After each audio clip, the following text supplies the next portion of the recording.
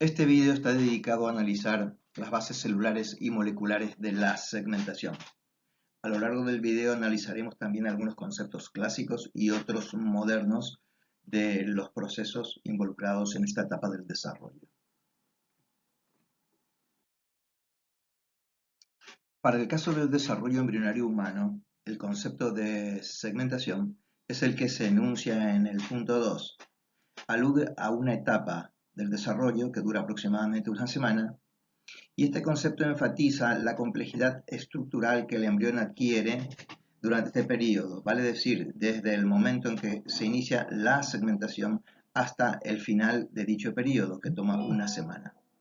Esto es importante para este modo de descripción o de conceptualización, es sobre todo importante desde el punto de vista de los sistemas que se denominan de regulación, como es el de los mamíferos. Este concepto está enfatizado, está descrito aquí arriba. En la especie humana, la segmentación alude a un periodo del desarrollo o una etapa que ocurre durante la primera semana, que tiene un estado inicial bien definido, la anfimixis, un estado final también bien definido, la eclosión del blastocisto, y que típicamente transcurre durante el descenso del embrión a lo largo del oviducto y su etapa final que se realiza en el útero. La etapa final es precisamente la eclosión del blastocisto. Hay otros conceptos de segmentación.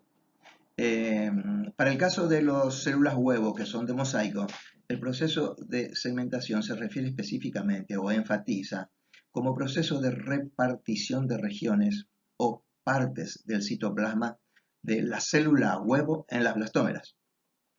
Enfatiza la organización espacial de los planos de división de las blastómeras y el mantenimiento de las posiciones relativas de la organización citoplasmática de la célula huevo en la organización espacial de las blastómeras.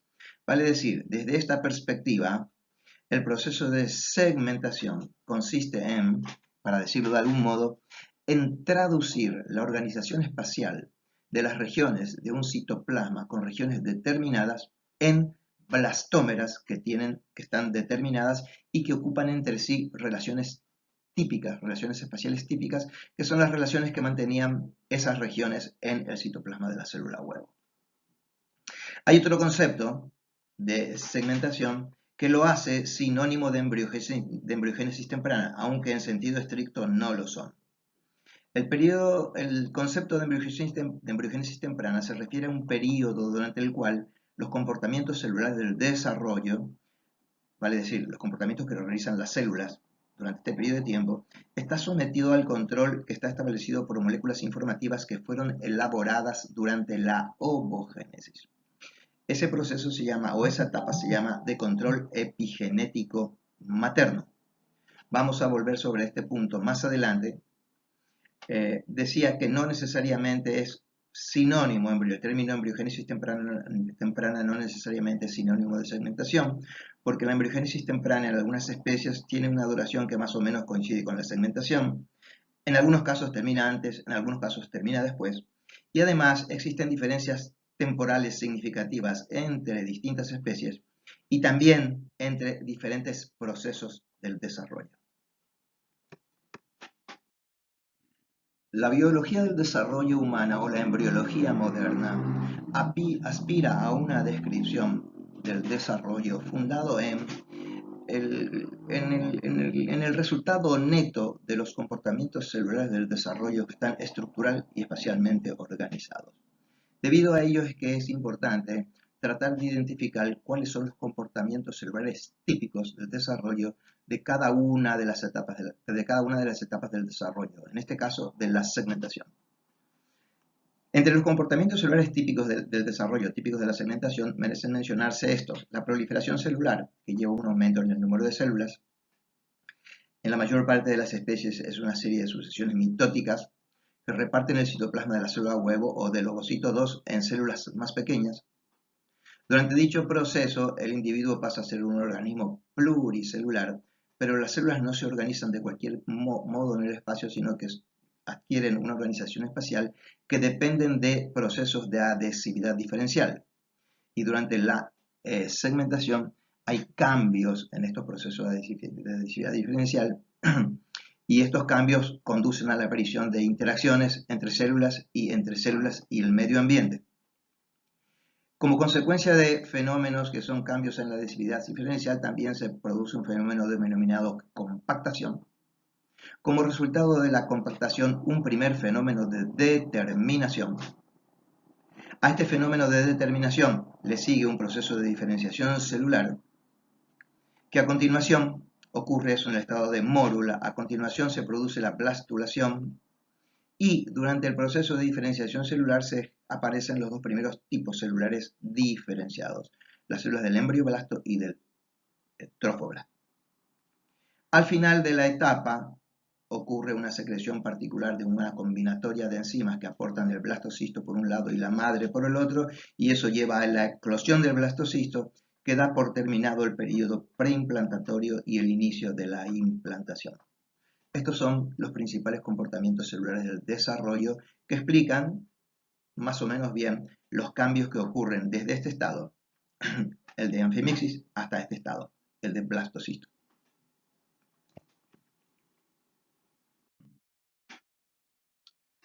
Los procesos de proliferación celular que ocurren durante la segmentación están estructurados en tiempo y espacio.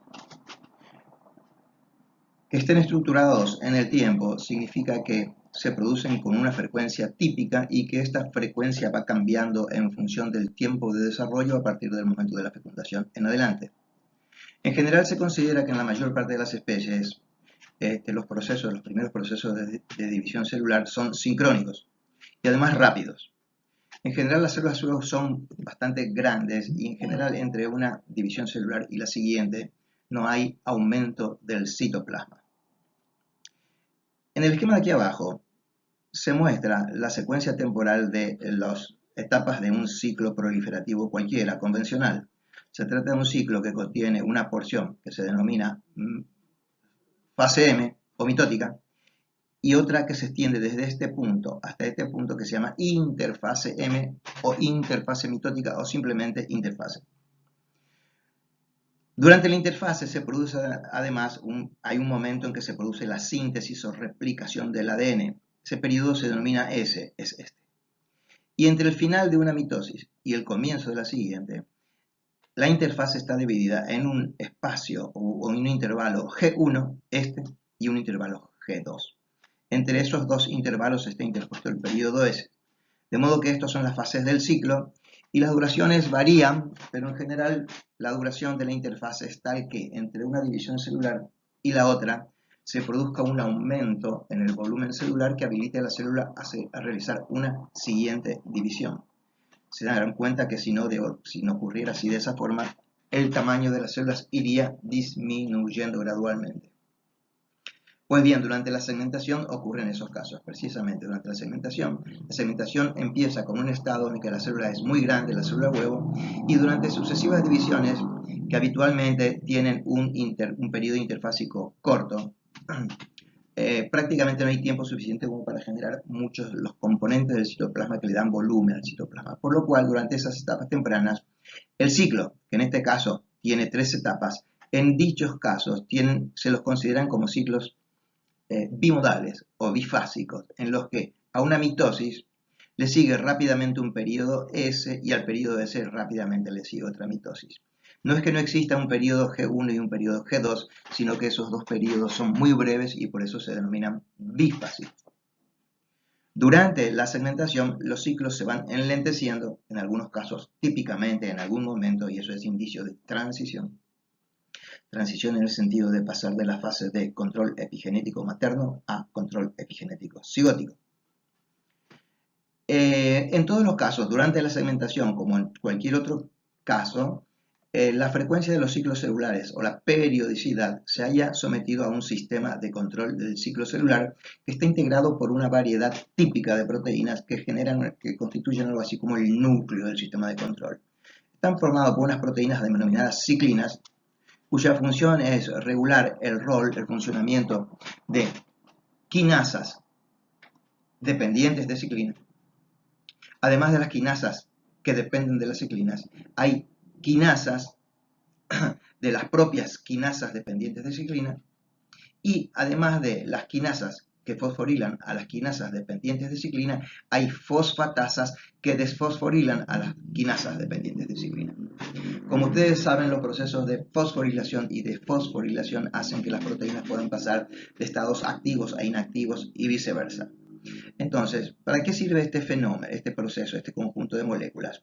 Este conjunto de moléculas tiene como función posibilitar que a lo largo de una cierta fase, G1, por ejemplo, aparezcan ciertas combinaciones de ciclinas y sus correspondientes quinasas que habilitan a la síntesis de otras y que en algún momento aparezca un complejo ciclina-quinasa dependiente de ciclina que posibilite el paso de G1 a S. Otras posibilitan continuar con la fase S.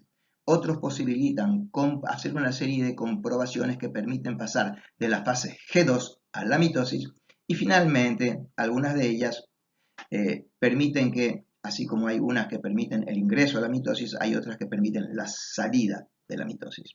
En este caso se trata del aumento en la concentración de una ciclina, en este caso se trata de la disminución en la concentración de esa misma ciclina, con lo cual esto habilita la entrada y esto, una vez llegado al plano de la metafase, habilita la salida, finalización de la meiosis y entrar a la siguiente. Oscilaciones cíclicas en la síntesis de ciclinas explican la periodicidad de los ciclos.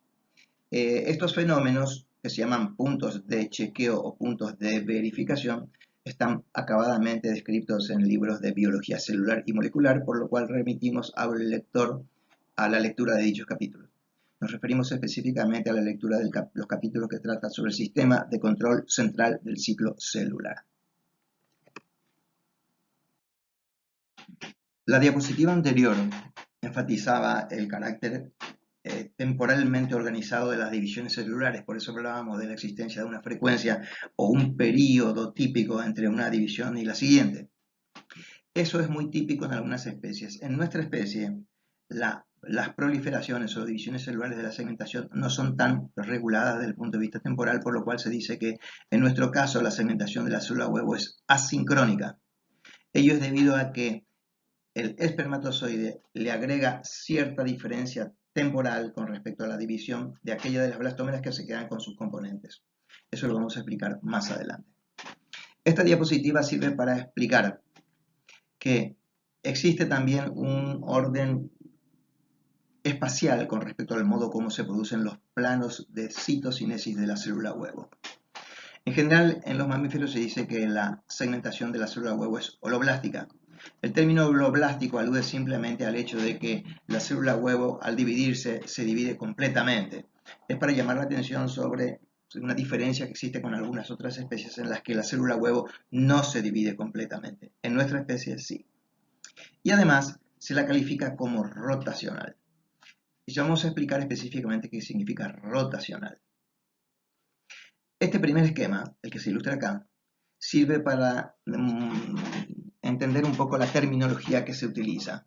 Representa esquemáticamente la organización espacial de la célula huevo, la existencia de un eje, que en algunas especies sería el eje animal vegetativo, en los mamíferos, algunos prefieren llamarle eje meiótico, se extiende desde el sitio en donde se elimina el segundo cuerpo polar al polo opuesto.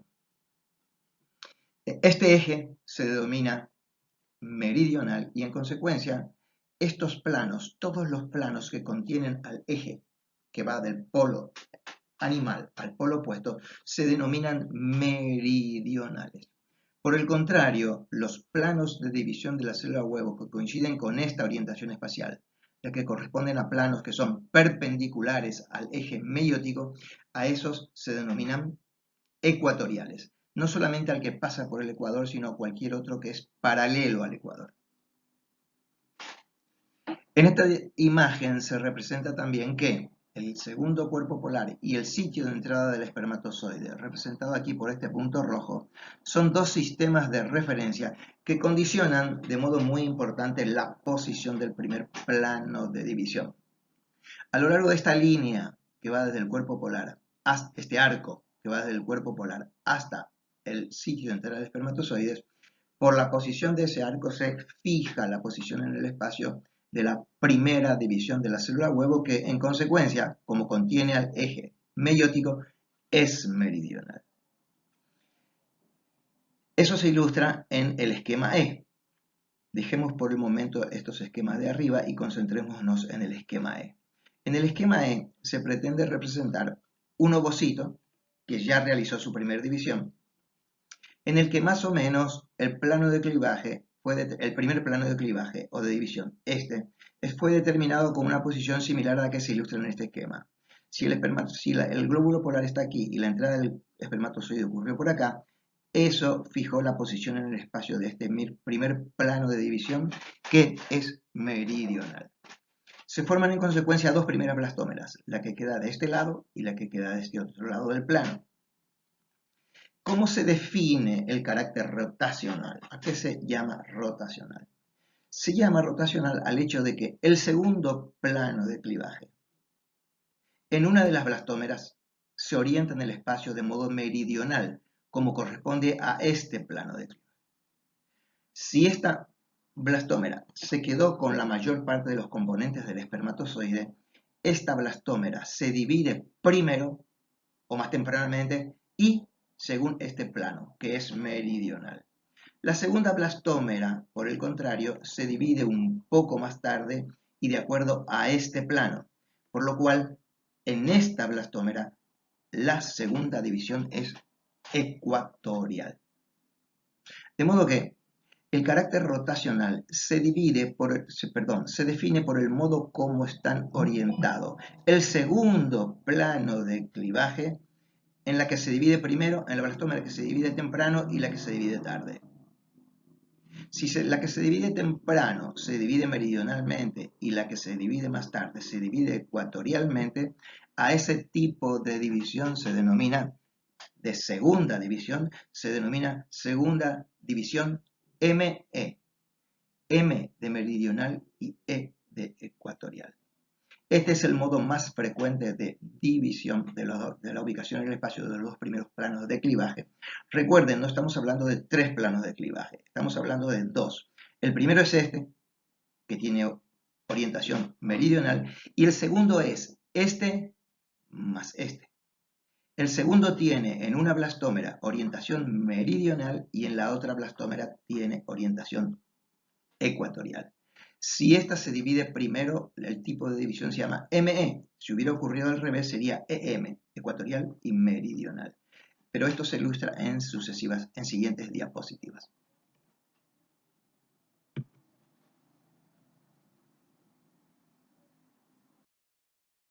Esta diapositiva ilustra el modo como la orientación espacial de los planos de clivaje condiciona la ubicación de las blastómeras y a continuación su ubicación en el blastocisto.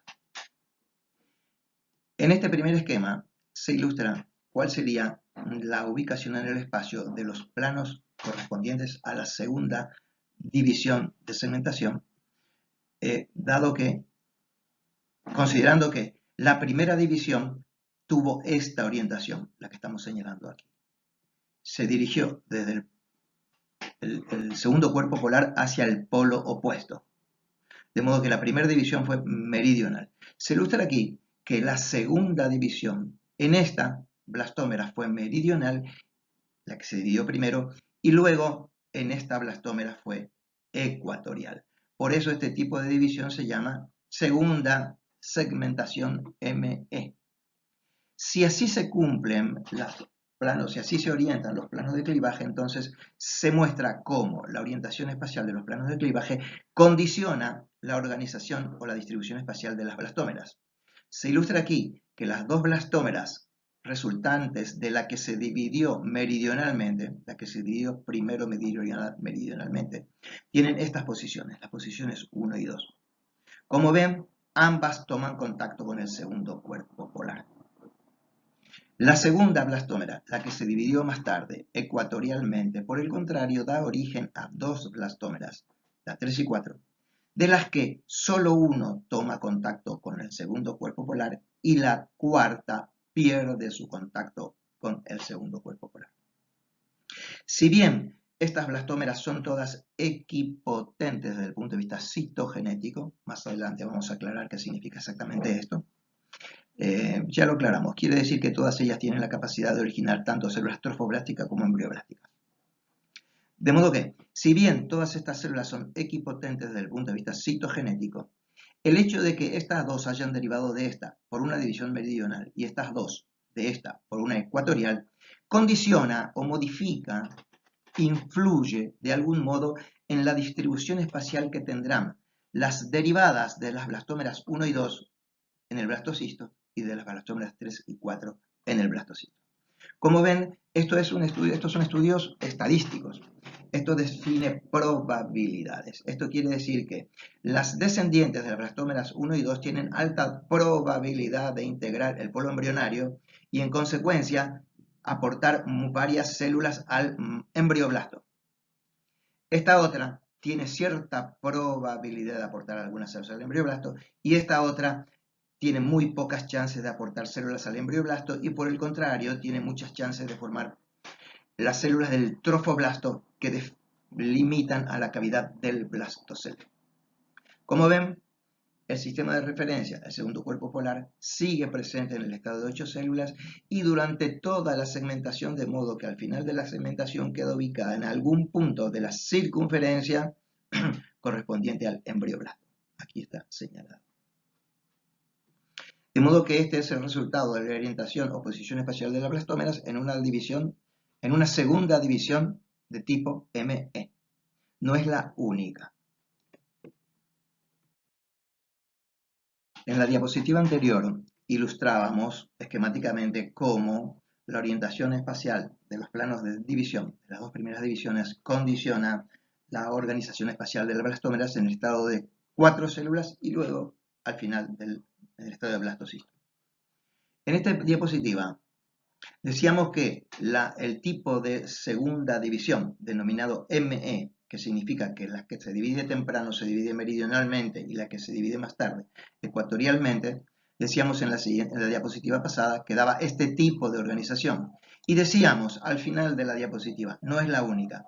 Efectivamente no es la única, es la más frecuente. En algunas especies, esto creo que fue traído de ratón, en algunas especies el 80% de las divisiones de la segunda división es de tipo ME, con lo cual estas dos blastómeras resultan de la división de la primera, que se divide meridionalmente, y estas dos de la segunda, que se dividió ecuatorialmente. Una de ellas toma contacto con el segundo cuerpo polar, que corresponde al polo animal, por eso se le designa como A, y la otra queda en el polo opuesto, que correspondería en otras especies al polo vegetativo, por eso se la designa como B. Y como estas dos se dividen meridionalmente, estas dos blastómeras se considera que contienen elementos que van desde la región animal a la vegetativa, repito, por comparación con otras especies. En este caso, en el esquema B, se ilustra cuál es la disposición de las blastómeras en los casos en los que el segundo plano de división pasa en las dos blastómeras meridionalmente. En ese caso, si estas son las hijas de la primera, las dos pueden ser consideradas células AB y la segunda, si se dividió meridionalmente, también origina células como estas que se extienden desde el polo animal al polo opuesto. Por eso en este caso las 4 serían del tipo AB. En este tercer caso, que es más infrecuente aún, se considera que la primera división fue meridional, pasó por aquí, y la segunda división pasó en esta ecuatorialmente y en esta también ecuatorialmente, por lo cual esta sería la distribución de las blastómeras en una segunda división del tipo EE. Esta es ME meridional ecuatorial, esta es MM meridional meridional y esta es EE ecuatorial ecuatorial. Esta diapositiva continúa el tema tratado en la diapositiva anterior. Se muestra cómo el tipo de segmentación, el tipo de división de la segunda división condiciona la disposición de las células en el estado de las blastómeras en el estado de 4 células y ello condiciona la distribución de las descendientes de estas dos células en el blastocisto. En este caso se ilustra que la célula que se divide primero y meridionalmente tiene mucha mayor probabilidad. Recuerden que estos estudios son estadísticos. tienen mucha mayor probabilidad. Las descendientes de estas dos células tienen mucha mayor probabilidad de ocupar el embrioblasto que las restantes. Esta tiene cierta probabilidad de ocupar el embrioblasto y esta menos. En general aporta células al trofoblasto que rodea al trofoblasto no polar, la que rodea al blastocele. En el polo opuesto se encuentran las de este tipo, las que son meridionales, meridionales y ecuatoriales, ecuatoriales. Si bien en este caso es fácil seguir cómo están dispuestos en el estado de 4 células, cuando se estudia la evolución de estos dos tipos de embriones de 4 células, al embrioblasto se ve que hay una gran aleatoriedad en cuanto a la distribución de las descendientes de estas dos y las descendientes de las otras dos. En ambos casos, la probabilidad es bastante aleatoria, para decir, es casi al azar.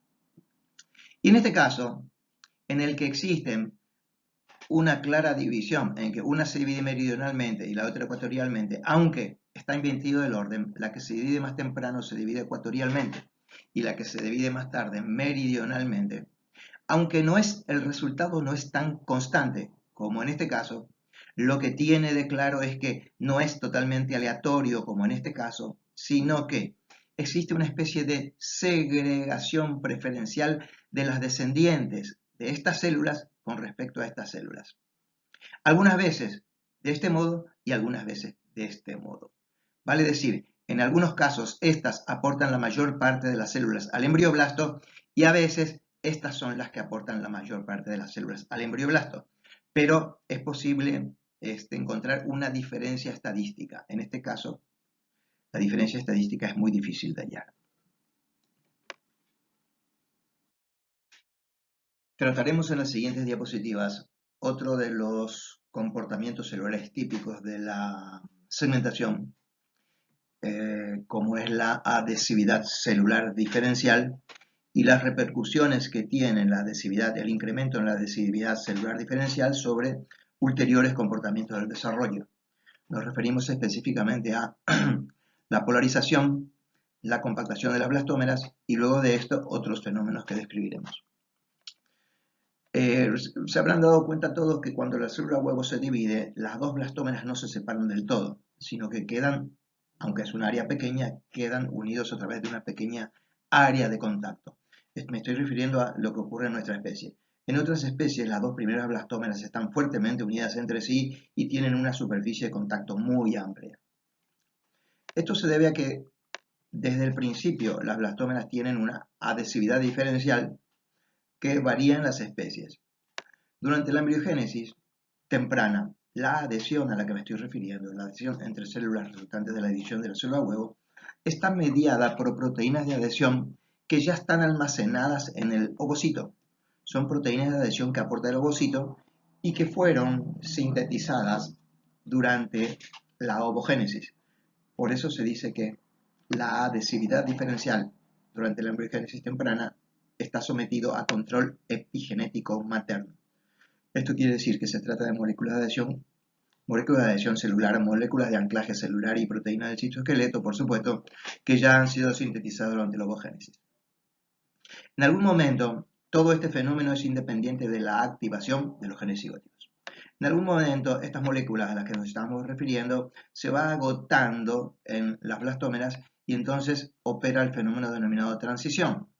El momento en que, debido a que, o acompañando el proceso de agotamiento de las moléculas informativas maternas, se inicia o se activa el genoma cigótico y nos referimos específicamente a genes codificantes de proteínas que están siendo necesitadas en cada momento. En este caso, se trata de las proteínas que median la adhesividad celular.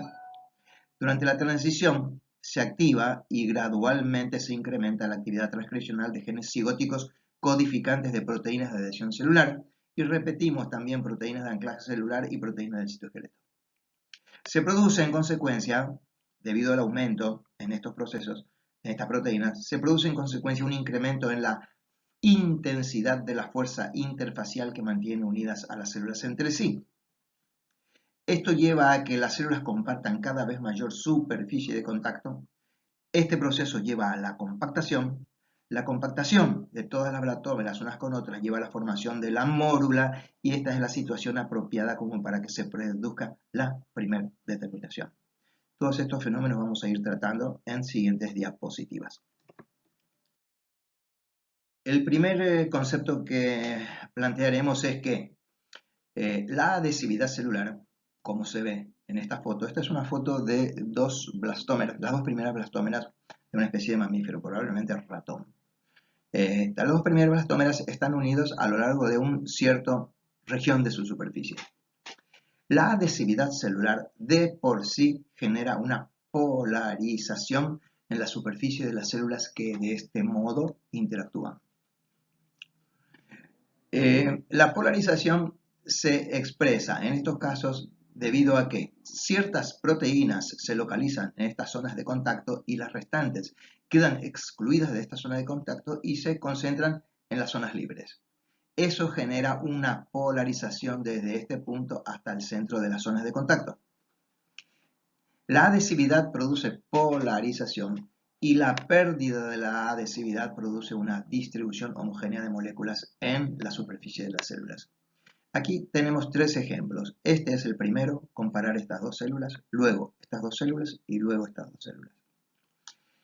Si en estas dos células que vemos acá medimos la concentración de moléculas de adhesión en esta superficie y en esta, llamaremos a eso moléculas A, y otras moléculas que no son de adhesión las medimos en esta región, las moléculas, unas se concentran aquí y las otras se concentran aquí. Vamos a llamarlas moléculas A y B.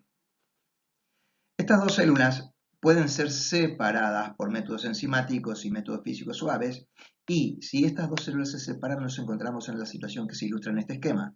Esta célula y esta célula suspendidas en un medio acuoso, en un medio de cultivo. Cuando células como estas se las separa y se analiza la distribución de las moléculas A y B en su superficie, se observa que apenas se separan, la distribución de las dos especies moleculares o los dos tipos de proteínas se homogeneiza en la superficie de las dos células. Esto significa que se ha perdido la polaridad observada en esta situación. Si a continuación se deja que estas células, por la agitación propia del medio, tomen contacto, en los puntos en los que toman contacto empiezan a concentrarse nuevamente las proteínas de adhesión y las otras quedan excluidas de esta zona, de modo tal que otra vez empieza a producirse un fenómeno de concentración de moléculas de adhesión en esta zona. A medida que las moléculas de adhesión van desplazándose en toda la superficie celular y se ubican en estas zonas, no sé si recuerdan ustedes que en biología celular les habrán explicado que uno de los modos de producir localizaciones de proteínas en el plano de en la superficie de la membrana es a través de contactos intercelulares. Pues bien, el contacto genera asimetrías en el plano de la membrana y se polariza. Según va aumentando la concentración de moléculas de adhesión en esta zona, se produce un fenómeno como el que estamos viendo. Pasamos de este esquema a este esquema. Según se acumula la concentración de moléculas en esta región, aumenta el área de contacto entre esta célula y entonces la superficie de contacto se hace cada vez más extensa y el fenómeno de polarización se incrementa. Habrán notado también que la intensidad de la fuerza interfacial tiene un rol morfogenético, porque si la fuerza es pequeña, las células son básicamente esféricas. Según se incrementa la fuerza, las células cambian de forma, por eso digo que es morfogenética. Estas dos estructuras esféricas pueden, si la intensidad es muy alta, transformarse en dos células hemiesféricas. Si se las separa, vuelven a ser esféricas. Por eso la adhesividad celular y la polarización son hechos relacionados mutuamente. Esta diapositiva muestra fotos tomadas con contraste de fase de distintos estados del desarrollo embrionario. El estado de 2 células, aquí se ve el segundo cuerpo polar, el estado de 4 células, un estado de 8 células en el que en algún punto las células todavía tienen límites bien definidos y en otra parte se van perdiendo. Esto es manifestación de compactación. Pasamos a un estado en el que ya los límites entre las células no se disciernen con facilidad, quiere decir que se ha compactado. Como ven, esta disposición de las células corresponde a una que podría ser el resultado de que las células se han dividido por medio del modo ME, por ejemplo. La primera división se divide en la primera blastoma. De las dos primeras blastómeras, una de ellas se divide meridionalmente y la otra ecuatorialmente. Por eso esta distribución. Como ven, aquí sigue existiendo un segundo cuerpo polar. Ya los mamíferos, en algunos mamíferos al menos, ya en el estado de 2 células empiezan a activarse los genes cigóticos productores codificantes de algunas proteínas de adhesión celular. Y en el estado de 4 células se hace evidente con técnicas de inmunohistoquímica que las moléculas de adhesión se ubican en este punto y las otras especies moleculares en estos puntos. Con lo cual, eso es manifestación de una polarización celular.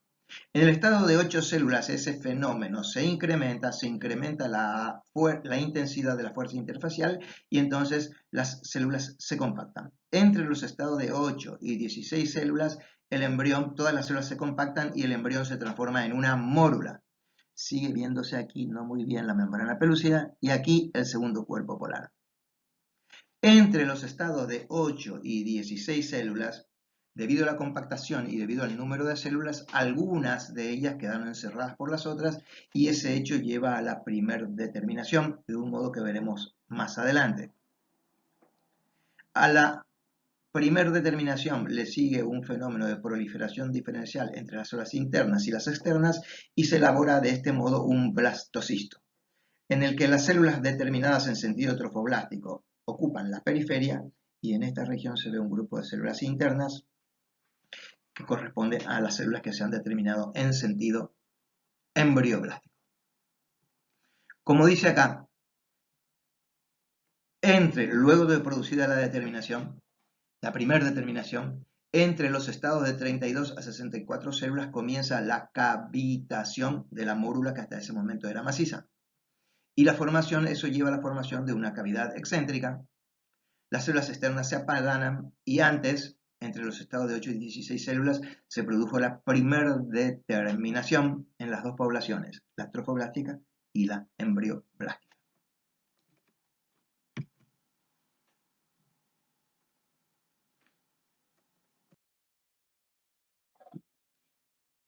Esta diapositiva sirve para ilustrar, comparando las fotos A y B, un cambio significativo en el comportamiento celular denominado adhesividad celular. Estos dos embriones probablemente tengan una edad similar, pero en este estado todavía no se ha llegado a la compactación y en este estado ya se ha producido el incremento importante en la intensidad de la fuerza interfacial que lleve a que unas células se compacten respecto de las otras. De modo que esta diferencia en el comportamiento celular denominado adhesividad celular marca la transición entre las etapas de control epigenético materno y cigótico. Hay otros cambios típicos en los comportamientos celulares que constituyen manifestaciones de cambio o de transición entre el control epigenético materno y cigótico. Este fenómeno se inicia en el estado de 8 células y lleva, como decíamos antes, por un lado, lleva a la compactación, la formación de la mórula y a continuación, entre el estado de 8 células y 16 células, 1, 2 o eventualmente 3 células que quedan en la posición interna quedan completamente rodeadas por las otras y las que quedan en posición externa desarrollan entre ellas, repito, las que quedan en posición externa desarrollan entre ellas uniones intercelulares debido a que en estos bordes se incrementa la concentración de moléculas de adhesión celular del tipo de las ecaderinas. Estas regiones, con el tiempo, se diferenciarán los complejos de unión conocidos como zonulas occludens, zonulas adherens, etc. En este momento son uniones primitivas o primarias, digamos que todavía no llegaron a tener esas manifestaciones ultraestructurales. Esto define un compartimiento interno diferente al medio externo y a un fenómeno de este tipo se suele asociar la primera determinación en macizo celular interno y macizo celular externo. vamos a ver que la distribución, en ulteriores diapositivas, vamos a ver que la diferente distribución de moléculas de adhesión celular entre las externas y las internas cumple un rol importante en este proceso de determinación diferencial entre las células externas y las internas. Esta diapositiva introduce el concepto de determinación primaria como consecuencia de, como un proceso que sigue al fenómeno de compactación y que requiere de la compactación. En esta diapositiva, se observa, en ambas se ve que se trata de un estado relativamente temprano, esto es una mórula y esto también es una mórula, ambas rodeadas todavía de la membrana pelúcida. Se ve que las células ya no son esféricas, sino que se han amoldado, adaptado unas a las otras, y como vemos, han desarrollado un dominio que es equivalente al dominio apical de los epitelios, que vincula a estas células con el medio interno, y por otro lado han desarrollado zonas que son equivalentes a las membranas vasolaterales de las células de los epitelios, que son zonas en donde las células de epitelios contactan consigo mismas. Esas regiones están representadas en negro. Vale decir, el desarrollo del dominio apical se representa en color rojo y las características del dominio basal y intercelular en negro. Esta diapositiva sirve para ilustrar también que si a partir de este momento consideramos que los planos de división pueden estar distribuidos aleatoriamente, en el sentido estricto no lo están. No lo están porque en general cuando se desarrollan estos dominios apicales, entre estos puntos, entre este punto y este punto para esta célula, o entre este punto y este punto para esta otra célula, nótese que en realidad no se trata de puntos, sino que son superficies circulares que delimitan a este dominio apical de esta célula, otro dominio aproximadamente circular para esto.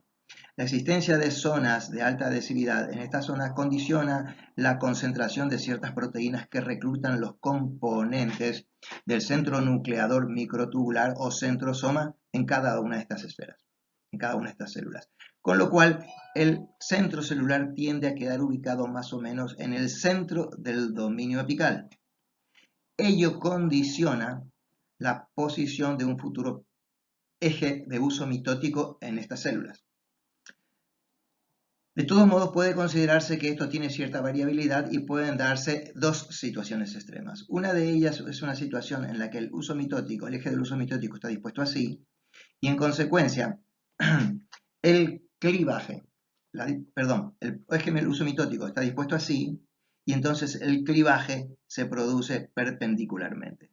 Si una división celular se produce así, entonces las dos células heredarán dominio apical y en consecuencia las dos heredarán el carácter polarizado de estas células. Por el contrario, si el eje del uso mitótico estuviera puesto así y el plano de clivaje pasara por aquí, se produciría una situación sustancialmente diferente a la anterior. Una de las células resultantes de esa división hereda por sí sola todo el dominio apical y la otra solo hereda dominios basales. De modo que en este caso, la división celular, una división celular asimétrica, digamos, en este caso es una división simétrica porque de una célula polarizada surgen dos células polarizadas. En este caso, de una célula polarizada surgen una polarizada que naturalmente tenderá a quedarse en la superficie y una no polarizada que se encuentra rodeada por las demás. Esa situación se ilustra en este caso. En el estado de 8 células empieza este proceso y con el tiempo, entre los estados de 8 y 16, se producen fenómenos como este, en el que algunas células resultantes de divisiones asimétricas quedan en la zona central. Esto genera dos situaciones completamente diferentes con respecto al modo como se expresarán de ahora en más la información genética de estas dos células. Porque una de ellas es alta en moléculas de adhesión celular que reclutan a ciertas sustancias que regulan la expresión genética. Las otras, sin embargo, no. De modo que estas células dispondrán de ciertas moléculas de señalización celular, o por lo menos las células de señalización celular en estas células se comportarán de un modo y en esas células se comportarán de otro modo. La diferente composición o concentración de ese tipo de moléculas en esta célula y en esta célula, de un modo que se describirá más adelante, contribuyen a la determinación diferencial entre las células externas y las células internas. A partir de este momento, el sistema que hasta aquí era equipotente desde el punto de vista citogenético pasa a ser un sistema mosaico, en el que unas células quedan determinadas, las internas retienen la potencia que les permite generar embrión y las externas la pierden y retienen la potencia que les permite generar placenta.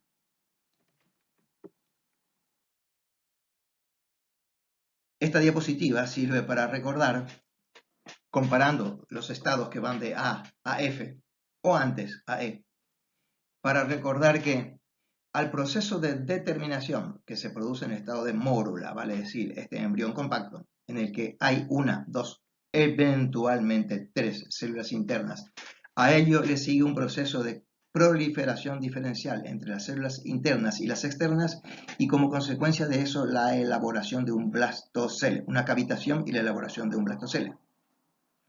Por otro lado, hasta este momento todas estas células son bastante similares desde el punto de vista de sus características, salvo el hecho de que han sido determinadas desde el punto de vista de las características generales de estas células. Sin embargo, entre este estado y este estado, oeste, se pone de manifiesto otro comportamiento celular típico de la segmentación, que es la diferenciación celular.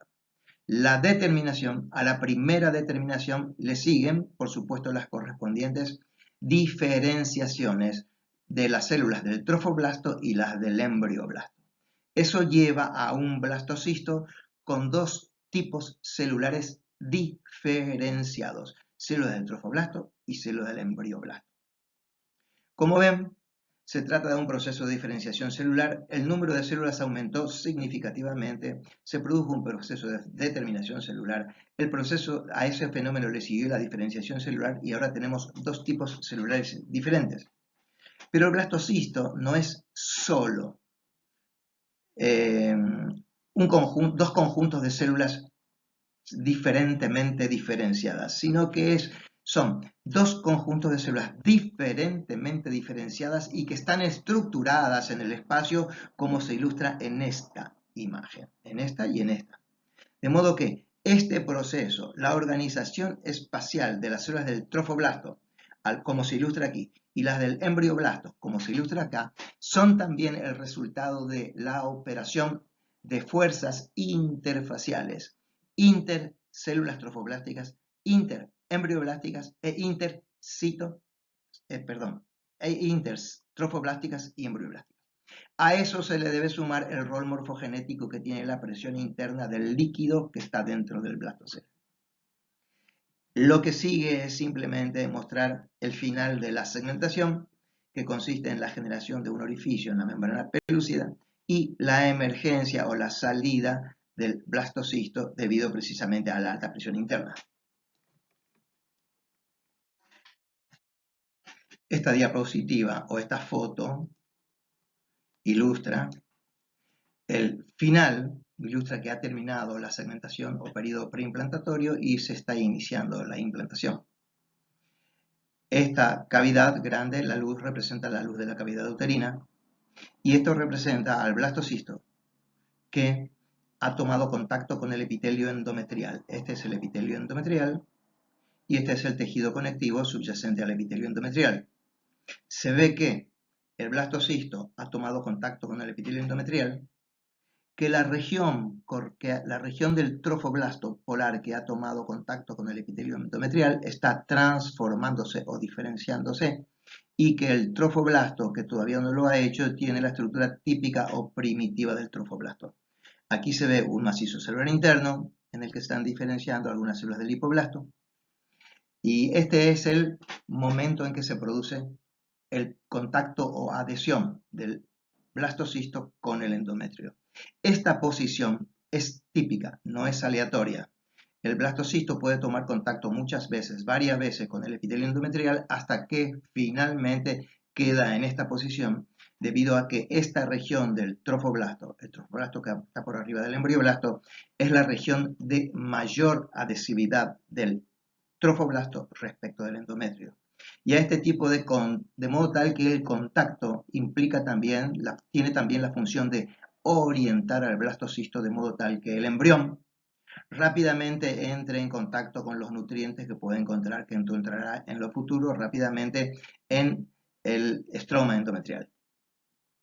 De modo que esto muestra la fase de contacto definitivo y orientación. A este tipo de implantación o de contacto se llama implantación proximal. Esta diapositiva y la siguiente muestran, a modo de ilustración, dos ejemplos de cómo opera, cómo se produce el fenómeno de la transición de la fase del control epigenético materno a la fase de control cigótico. Recordarán ustedes que habíamos planteado que durante un periodo denominado embriogénesis temprana, los comportamientos celulares de desarrollo están controlados por moléculas informativas que fueron sintetizadas durante la ovogénesis. Vale decir, con la utilización exclusiva de genes maternos. Por eso es que se llama control materno. Ahora se llama epigenético porque no están actuando directamente los genes maternos, sino que están actuando moléculas que están en el citoplasma y que forman parte del fenotipo de la célula. En este caso, se ilustra cómo el pasaje del control epigenético materno a la fase de control cigótico se puede manifestar en el control, en el modo como se controla la regularidad o periodicidad de los ciclos. Se muestra un ejemplo de una especie en la que a intervalos regulares se van produciendo un incremento en el número de células. Ahora, este incremento en el número de células al principio es constante debido a que se producen debido a que cada ciclo dura exactamente el mismo tiempo. Aquí sobre este eje se muestra la duración del ciclo celular y sobre este eje, en lugar de considerar el tiempo, el número de divisiones, o sea, el número, la primera división, la segunda división, la tercera, etc. Se controla el tiempo que pasa entre la primera y la segunda, entre la segunda y tercera, etc. Y como ven, hay un periodo de tiempo, o, para decirlo de otro modo, un cierto número de divisiones durante los cuales el ciclo dura, si esto es 30 y esto es 40 minutos, durará 35 minutos. Pues bien, de modo regular y sincrónicas, todas las blastómeras al mismo tiempo se dividen cada 35 minutos. Hasta el ciclo número 11. En el ciclo número 12, repentinamente, la duración del ciclo empieza a aumentar y aquí la flecha marca el momento en el que se produjo la transición. ¿Qué significa este cambio brusco en la frecuencia de las divisiones celulares? Significa que las proteínas que integran el control central del ciclo celular, vale decir, ciclinas, quinasas dependientes de ciclinas, quinasas que fosforilan a las quinasas y fosfatasas que las desfosforilan, que estaban almacenadas en el citoplasma del ovocito, se están agotando y entonces en el ovocito, se están agotando y entonces los genes cigóticos se activan y empiezan a producir sus propias moléculas que integran el control central del ciclo y en consecuencia se modifica la frecuencia de divisiones. Como ven, eso ocurre en un momento típico, ni antes, en algunas especies, ni antes ni después, y ello tiene una explicación conocida. Este es otro ejemplo de manifestaciones de la transición de la fase de control epigenético materno a la fase de control cigótico. En este caso es un cambio en un comportamiento celular que se denomina adhesividad diferencial. También en este caso se trata de que el modo de adherencia o la intensidad de la fuerza interfacial por medio del cual se están uniéndose las células durante los periodos de 2, 4, 8 células tienen una cierta intensidad debido a que está regulada por moléculas de adhesión y ciertas concentraciones de moléculas de adhesión que fueron sintetizadas durante la ovogénesis. En algún momento previo a la compactación se activan los genes cigóticos, empieza la síntesis de proteínas de adhesión codificadas a partir del genoma cigótico, se incrementa la concentración de estas proteínas de adhesión en la superficie celular, se fosforilan esas proteínas y repentinamente aumenta la adhesividad entre las células. Esto significa un pasaje del control epigenético materno al cigótico, de modo tal que este fenómeno también, aquí debería haber una flecha que indica que esto es manifestación de la transición de un tipo de control a otro tipo de control.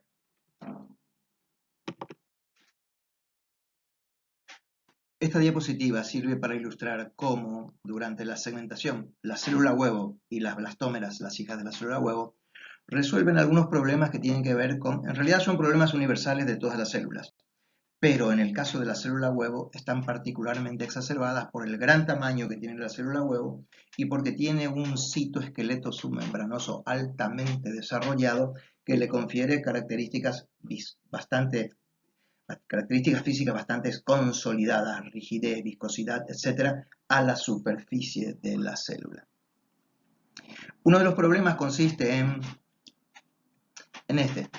cómo se hace para dividir esta masa viscosa en dos, como se ve acá. Esta se está dividiendo en dos, siendo que el citoplasma, la porción interna del citoplasma tiene una cierta viscosidad y considerando que la región cortical es bastante rígida.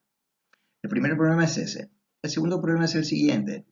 Si imaginamos que esta célula ha sido dividida en dos por un plano que pasa por acá, intuitivamente es posible darse cuenta que esta célula tendrá esta superficie descubierta de membrana y esta otra célula también. Por lo cual, ya sea que mantengan una forma hemisférica o que se redondeen, como efectivamente ocurre, se requiere un aporte de membranas para cubrir a los dos citoplasmas, un aporte a una superficie de membrana mayor que la que se necesita para cubrir a esta masa citoplasmática común junta, la de esta célula más esta célula. El primer problema se resuelve, el primer problema consiste en cómo se genera este surco. En estos casos, la división celular, la citocinesis se cumple en dos etapas. En una primera etapa se resuelve el problema de generar un surco, a eso se llama deformación de la corteza. Es el proceso que realmente requiere una fuerza de una intensidad suficiente como para vencer la resistencia del citoesqueleto. Existen procesos de reorganización de la corteza y además procesos de la operación de fuerzas generadas por el citoesqueleto gracias a un anulus, un anillo de microfilamentos de actina que se ubica justo en la zona en donde la célula se va a dividir. A este fenómeno se llama deformación de la corteza. Este es un anillo de microfilamentos de actina que cuando se contrae con colaboración de la miosina de tipo 2, se genera este surco. Este surco está esquematizado acá. Como ven, se ve el citoesqueleto de actina y además se ven los microtúbulos que llevan a los cromosomas hacia los centrosomas, hacia estos dos centriolos, y por otro lado las fibras intersonales, estas que están acá. De modo que aquí están los microfilamentos de actina, los microtúbulos que van a quedar como cuerpo medio y los microtúbulos astrales, estos que no formaron parte del uso, sino que se dirigen de los centriolos o centrosomas hasta la superficie celular, hasta la corteza. De modo que así se resuelve este primer problema, que es la generación de la fuerza necesaria para producir la deformación de la corteza.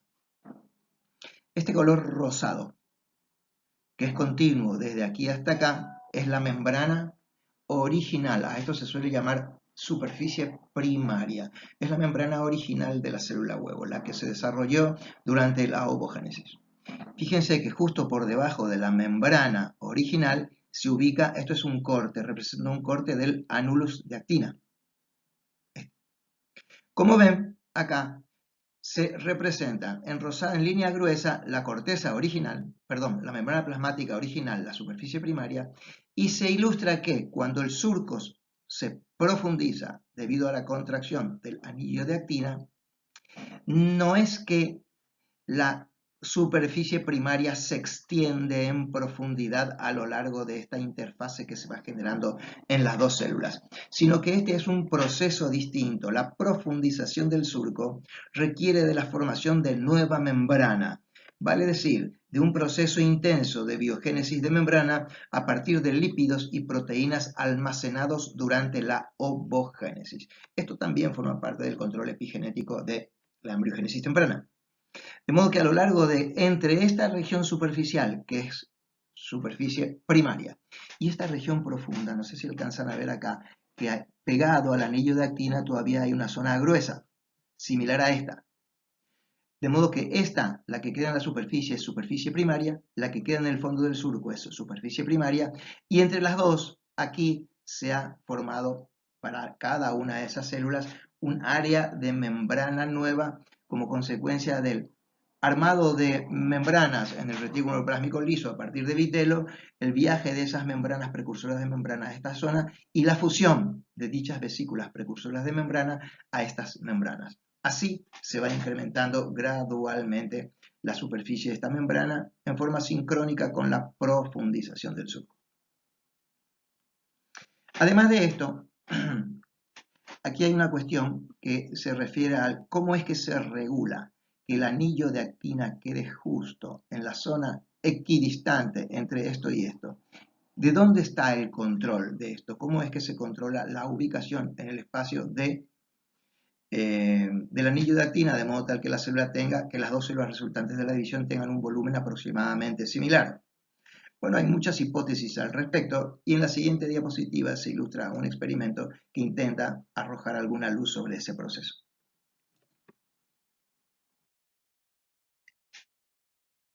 Este es un ingenioso experimento diseñado con la idea de intentar discernir de qué depende la posición del plano de clivaje de la célula huevo o de cualquier otra célula.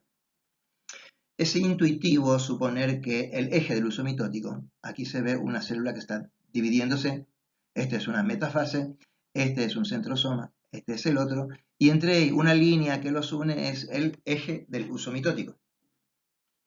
Decía, intuitivamente es de suponer que, dado que el plano de clivaje de modo sistemático y constante es perpendicular al eje del uso mitótico, es de suponer que el uso mitótico podría ser un elemento informativo que indica la posición o la orientación por un lado y la posición del surco de división. Este es un experimento en el que se trata de una célula huevo holoblástica, pero la han convertido por el agregado de una pequeña perla acá, de algún material viscoso, la han transformado en una especie de división de tipo meroblástico, vale decir, se impide que el surco este progrese hasta el otro lado y la célula se divida completamente en dos. De modo que el resultado es una división celular. Describo lo que pasa. Esto es una metafase. Aquí se ven las fibras del uso y las fibras astrales que se dirigen a la corteza.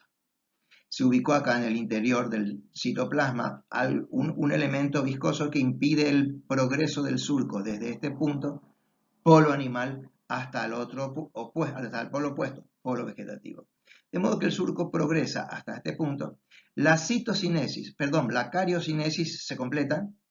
Queda aquí un núcleo reconstituido con su correspondiente centrosoma, el otro núcleo con su correspondiente centrosoma, el centrosoma con sus microtúbulos, como centro nucleador microtubular que es, y se comporta como si fueran una célula. Bueno, esta célula se comporta independientemente de esta, pero ambas están sometidas a los controles que regulan la periodicidad del ciclo. No se completa el surco, pero transcurre el tiempo y pasado cierto tiempo, como consecuencia de las oscilaciones propias de las ciclinas, se inicia un siguiente ciclo. El centrosoma, el centro nucleador microtubular de esta célula y de estas se dividen en dos, como se ilustra acá. Se arman dos usos mitóticos, uno acá y el otro acá, dos usos mitóticos.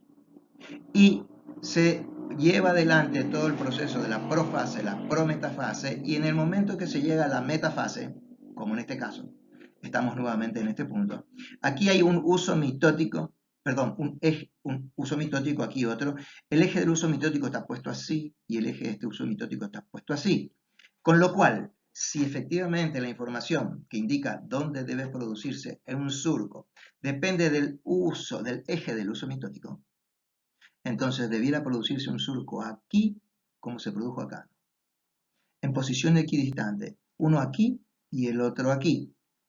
¿Eso es lo que ocurre? Sí, efectivamente, en este punto y en este punto, como indican estas cabezas de flecha, se producen, se arman el anillo de actina que decíamos que deforma el surco, ¿no? En la diapositiva anterior.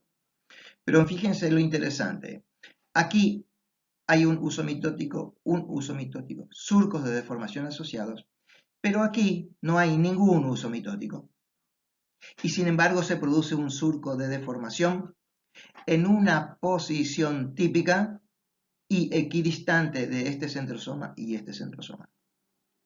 De experiencias de este tipo se llegó a la conclusión de que no es el uso mitótico ni la posición del uso mitótico, sino algún tipo de información que desde este centrosoma y este centrosoma se transmite a la corteza a través de estos microtúbulos y ello fija la posición, porque en última instancia la formación del surco de deformación, el surco de deformación de la corteza depende de la actividad del citoesqueleto cortical.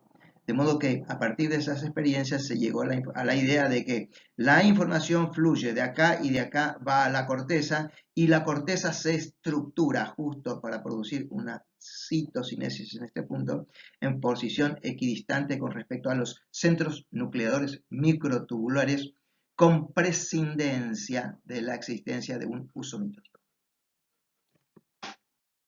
Las últimas diapositivas de este video están destinadas a dar algunas ideas sobre las bases moleculares de la primera determinación.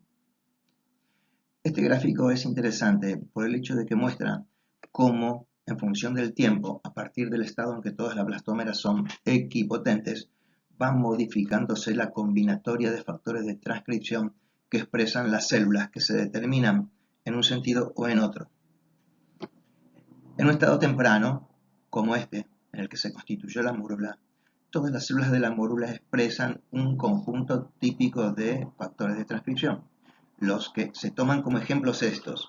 Esto no es así de simple, es solo una especie de línea argumental en la que desde un punto de vista lineal se pretende escribir algunos efectos que en realidad son la operación de una red compleja de interacciones.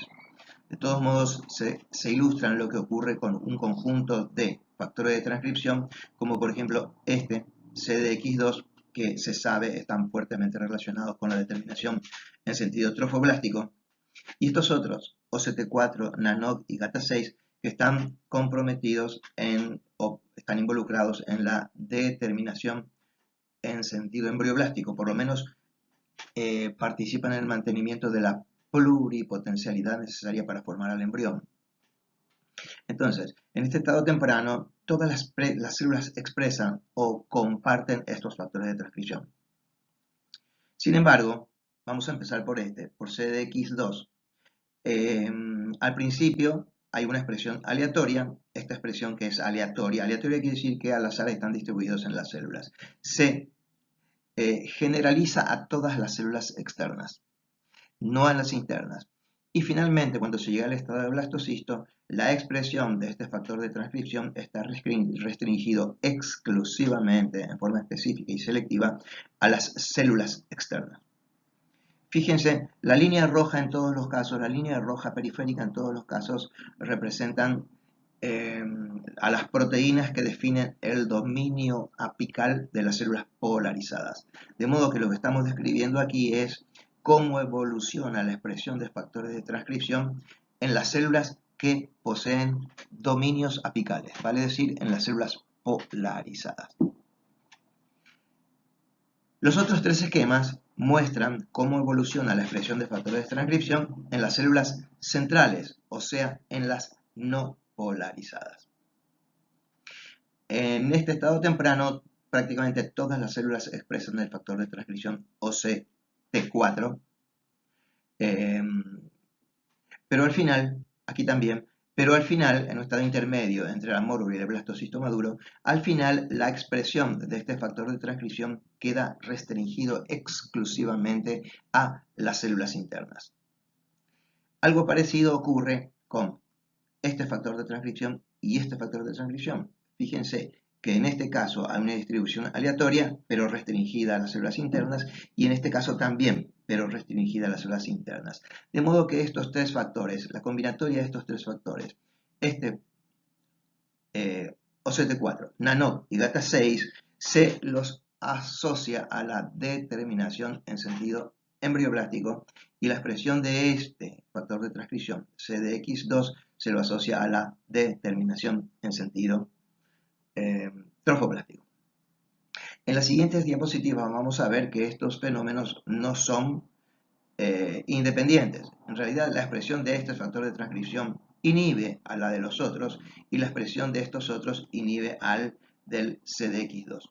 En las siguientes diapositivas nos vamos a centrar sobre todo en este proceso, en la determinación en sentido embrioblástico, y una descripción completa del proceso de las bases moleculares de la primera determinación será brindada en otro video.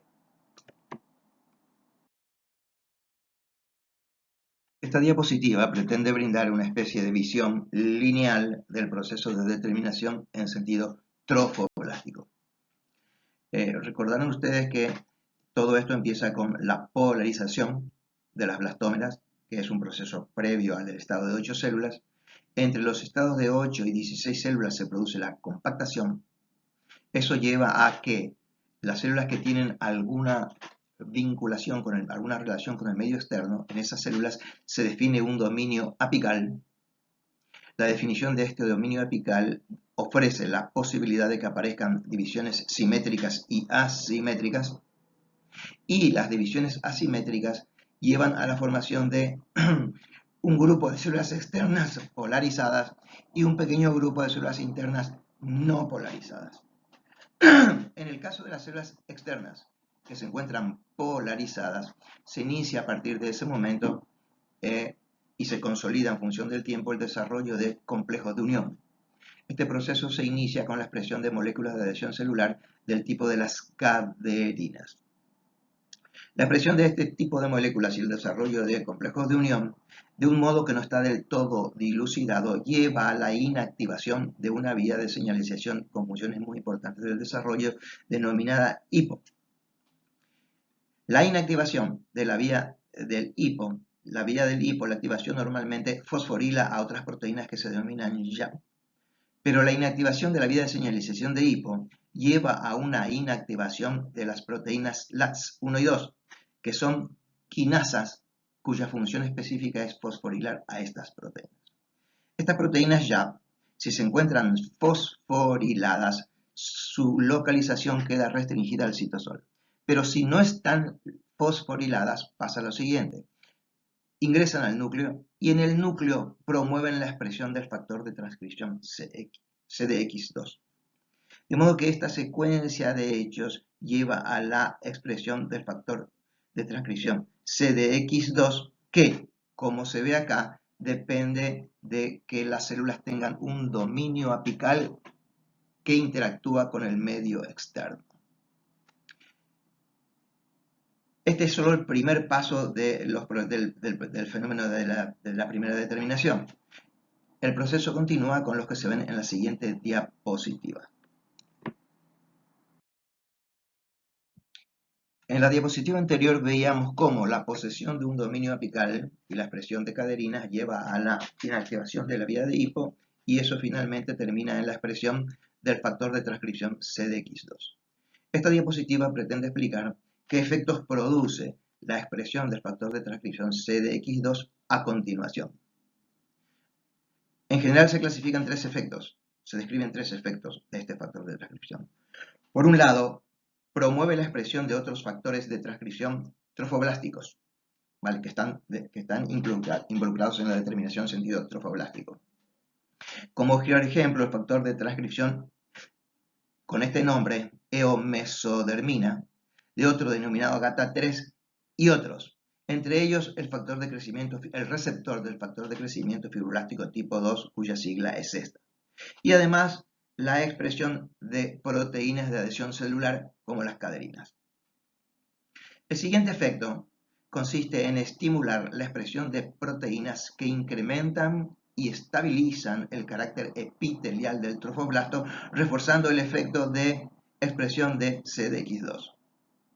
Entre estas proteínas, por supuesto, están las caderinas, ya mencionadas en el punto anterior, la proteína quinasa C atípica o APKC, las proteínas PAR y PAR6, PAR3 y 6, que son típicas del dominio apical.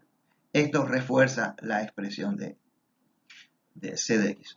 Por otro lado, la expresión de CDX2 tiene un efecto inhibitorio, antagoniza la expresión de los factores de transcripción que están involucrados en el mantenimiento de la pluripotencia, como los factores que mostrábamos en la diapositiva anterior, como OCT4, NANOC y otros como SOS2, etc.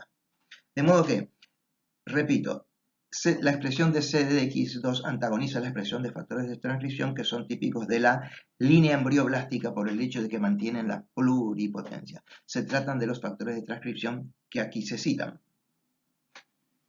Y esto es, en líneas generales, una especie de resumen de cómo se produce la determinación en sentido trofoblástico y de cómo la determinación en sentido trofoblástico contribuye a inhibir la determinación en sentido embrioblástico. Los dos procesos de determinación en sentido trofoblástico y embrioblástico serán descritos en detalle en un siguiente video denominado sobre las bases moleculares de la determinación trofoblástica y también de la embrioblástica.